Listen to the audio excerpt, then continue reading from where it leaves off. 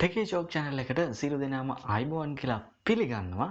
මේ වීඩියෝ එකේදී කතා කරන්නේ මොනවද කමෙන්ට්ස් කියන්නේ කියලා. කමෙන්ට්ස් කියන්නේ ඩෙවලොපර් විසින් මේ සෝස් කෝඩ් එකේම දාන පොඩි නෝට් එකක්. ඉතින් අපිට ප්‍රශ්නයක් එනවා ඇයි සෝස් කෝඩ් එකේ නෝට් එකක් දාගන්නේ කියලා. ඉතින් සාමාන්‍යයෙන් ප්‍රෝග්‍රෑම් එක අපි මෙතනදී one line කෝඩ් එකක් ලියුවට එන්ටර්ප්‍රයිස් ලෙවල් එකේ ඇප්ලිකේෂන් එකක් හැදුවාම අවම වශයෙන් කෝඩ් ලයින් 1000ට වඩා වැඩි වෙනවා.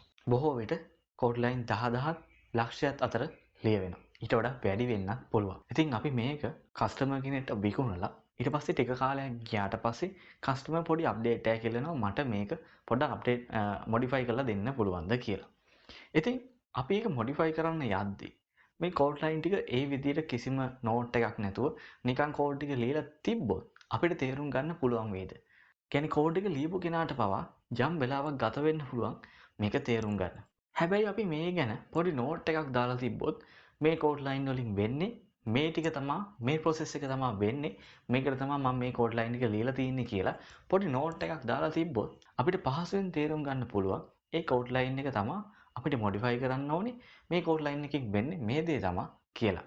එතකොට අනවශ්‍ය කාලයක් වැය කරන්න අවශ්‍ය වෙන්නේ නැහැ. ඉතින් ඔන්න ඕකට තමයි කමෙන්ට්ස් භාවිතා කරන්නේ. කමෙන්ට්ස් ප්‍රධාන වශයෙන් ආකාර දෙකක් තියෙනවා. පළවෙනි එක තමයි single line comments, දෙවෙනි එක තමයි multi line comments.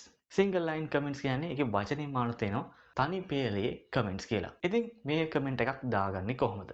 single line comment එකක් දාදී මේ විදිහට slash දෙකක් එක්ක ඔයාගේ අදාළ comment එක දාගන්න පුළුවන්. ඉතින් මම මෙතනදී මේ විදිහට ඔයගොල්ලන්ට පෙන්වන්න single line comment එකක් මේ විදිහට දාගන්නවා. ඉතින් ඔයගොල්ලන්ට බලා ගන්න පුළුවන් නම් single line comment එකක් දාගන්නේ කොහොමද කියලා. ඊළඟට ඉන්න multi line comments.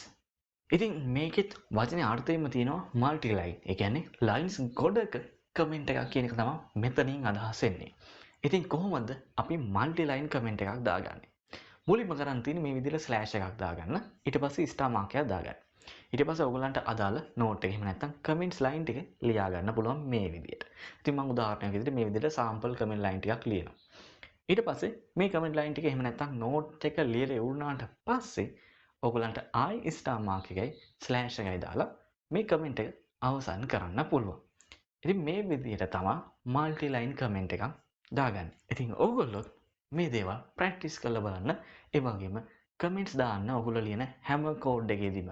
මොකද ඔයගොල්ලන්ට උනත් මේ කෝඩ්ස් පස්සේ කාලෙක බලද්දී අනවශ්‍ය කාලයක් වැය නොකර ඉක්මනින්ම තේරුම් ගන්න පුළුවන් මේ කෝඩ් ලයින් එක ලියලා තියෙන්නේ මෙන්න මේ වැඩේට කියන එක ගැන. ඉතින් ඒ නිසා අනිවාර්යයෙන්ම කෝඩ්ස් ලියද්දී ප්‍රෝග්‍රෑම් කරද්දී කමෙන්ට්ස් දාන්න අමතක කරන්න එපා.